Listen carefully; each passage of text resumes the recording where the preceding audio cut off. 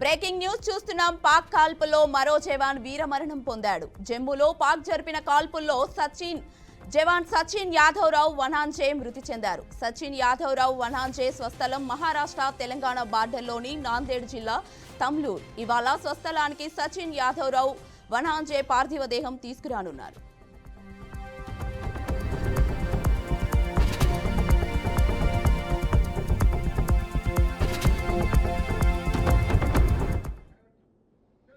పాకిస్తాన్ యుద్ధం చేస్తోంది, కానీ పాకిస్తాన్ ఎదురుపడి కాల్చేంత ధైర్యం కానివ్వండి, అంత సాహసం కానీ చేయకుండా ఏదైతే మనం గతంలో నుంచి కూడా చూస్తున్నామో దొంగ దెబ్బ తీసే ప్రయత్నం చేస్తుంది. అందులో భాగంగానే భారత్ చేస్తున్న యుద్ధం అయితే పాకిస్తాన్లో ఉన్న ఉగ్రవాదుల మీద అయితే, పాకిస్తాన్ చేస్తున్న యుద్ధం మాత్రం భారత జవాన్ల మీద, అలాగే భారత్లో ఉన్న సామాన్య ప్రజల మీద.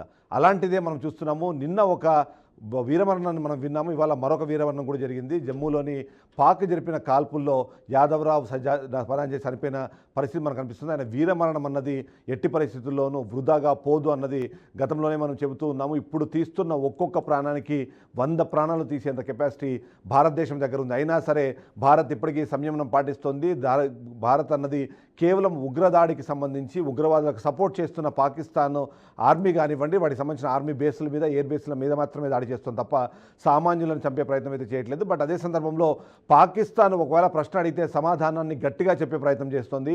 అది సరిహద్దుల్లో ఉన్న ఆర్మీకి సంబంధించిన రేంజ్ల మీద అయితే కాల్పులు జరుపుతున్నారో వాళ్ళకి ధీటైన జవాబు చెప్తుంది. ఓవైపు మోటార్లతోనూ మరోవైపు బుల్లెట్లతోనూ విరుచుకుపడుతున్నా సరే భారత్ వాళ్ళకి గట్టి సమాధానం చెప్తోంది. కాబట్టే ఇలాంటి ఘటనలు జరుగుతున్నాయి. అంతేకాకుండా ఇప్పటికే మనం చూస్తున్నాము, భారత్ అన్నది యుద్ధానికి సిద్ధమైపోతుంది. దానికి సంబంధించిన బెటాలియన్లు ఇప్పటికే తరలిస్తున్న నేపథ్యంలో ఎప్పుడైనా సరే పూర్తి స్థాయిలో యుద్ధానికి దిగితే అప్పుడు లెక్క చూసుకోవడం మాత్రమే పాకిస్తాన్ పని అవుతుంది. మనకి